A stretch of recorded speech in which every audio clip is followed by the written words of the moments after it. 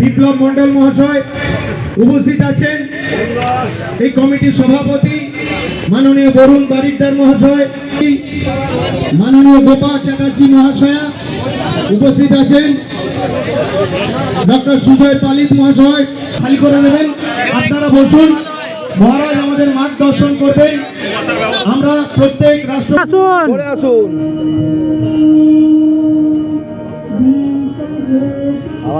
হাওয়া চলছে না?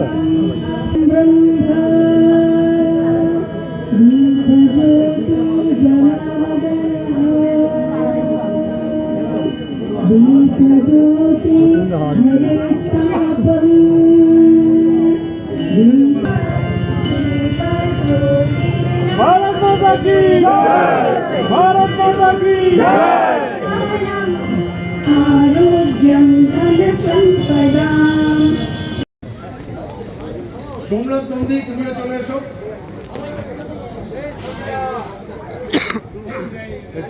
আমাদের মধ্যে সহদেব ভান্ডার এবং সমীর গুহ এসছেন, কলকাতা থেকে সমীর গুহ এসছেন হিন্দু সংহতি থেকে। অনেক ধন্যবাদ সহদেব দা, আপনাকে অনেক ধন্যবাদ।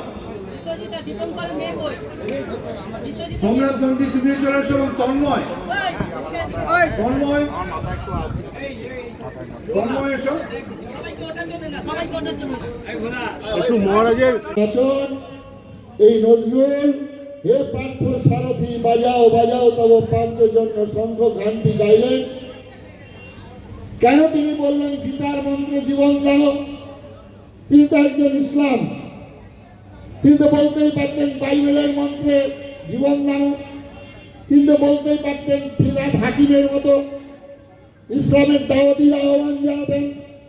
তিনি বলেন না, গীতা এমন একটি ধর্মগ্রন্থ সমগ্র পৃথিবীর মানুষের কল্যাণে নিয়োজিত একমাত্র হচ্ছে শ্রীমদ্ ভগবত গীতা।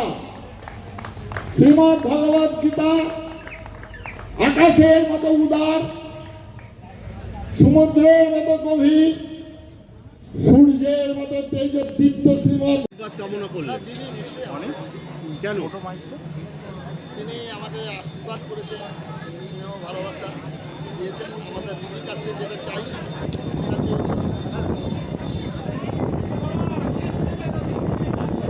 ওতেই পালানোর হিড়িক পড়েছে অনুপ্রবেশকারীদের। মুখ্যমন্ত্রীর হুঙ্কারের পরেই হাকিমপুরের সীমান্তে অনুপ্রবেশকারীদের ভিড়।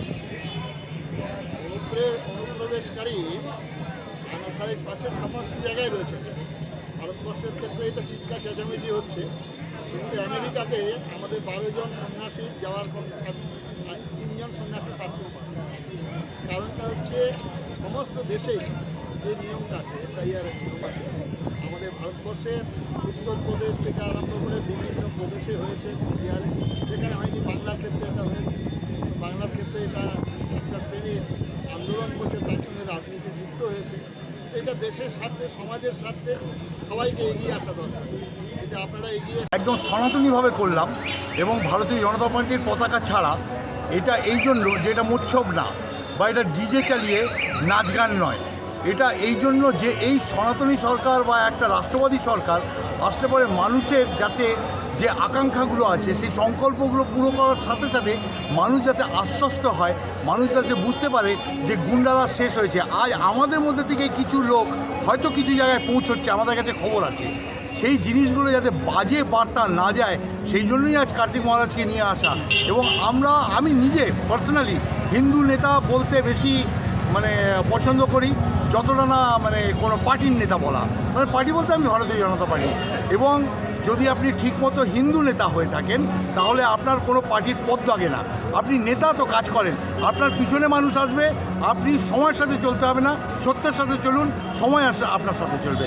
পদের জন্য দৌড়াবেন না, পদ আপনার পিছনে দৌড়বে। আমি এটাই মনে করি এবং সেই জন্যই আজকের এই আমাদের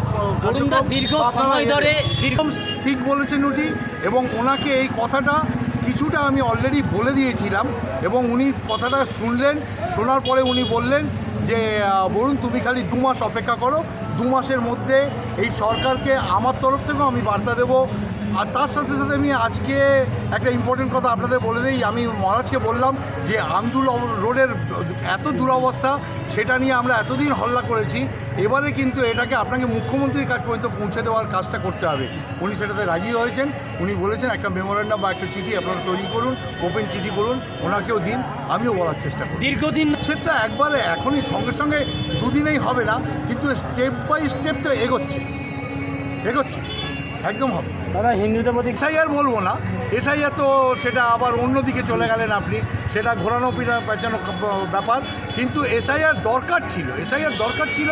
কেন কি আমি কোন দেশের নাগরিক সেটাই যদি আমার পারফেক্ট না হয়, ক্লিয়ারেন্স না থাকে, তাহলে তো দরকার আছেই। সারা দেশে ছড়িয়ে আছে।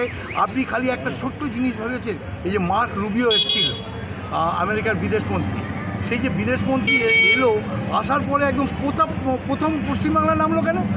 পশ্চিমবাংলায় নেমে একদম মাদার টেরেসার ওখানে পৌঁছলো কেন? বুঝতে তো হবে দাদা, আমরা সব কিছু চোখ বন্ধ করে রেখে দিই। আসলে পশ্চিমবাংলাকে টার্গেট করে রেখেছিল, এই পশ্চিমবাংলার সাথে পুরো নর্থ ইস্ট ডিস্টার্ব হওয়ার ছিল।